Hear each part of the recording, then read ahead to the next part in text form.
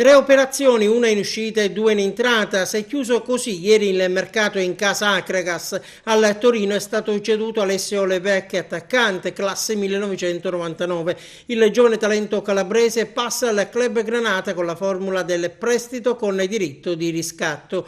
Il club biancoazzurro invece ingaggia proprio dal Torino con la formula del prestito Ador Giuci, esterno offensivo, classe 1998. Il giocatore di nazionalità albanese è cresciuto nel settore giovanile della Regina e la scorsa stagione ha indossato la maglia della primavera della squadra di Cairo.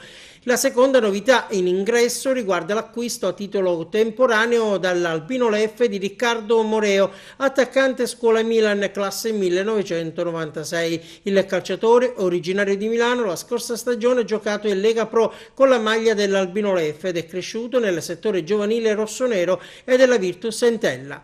È in fatto di mercato da registrare anche il trasferimento di un giocatore agrigentino alla corte di Zamparini. Si tratta di Gaetano Monachello, approdato al Palermo. L'attaccante di Palma di Montechiaro ha firmato il contratto con la squadra rosanero. Sputerò sangue, ha detto il centravanti sul suo profilo ufficiale, onorerò la maglia della mia terra. Monachello torna in Sicilia, lui che aveva iniziato proprio con la squadra della sua città. Il 23enne farà parte della squadra di Tedino. Il Barbera adesso è pronto ad accoglierlo. L'accordo è stato raggiunto ieri sera con l'Atalanta, società proprietaria del cartellino dell'attaccante palmese, sulla base di un prestito con diritto di riscatto.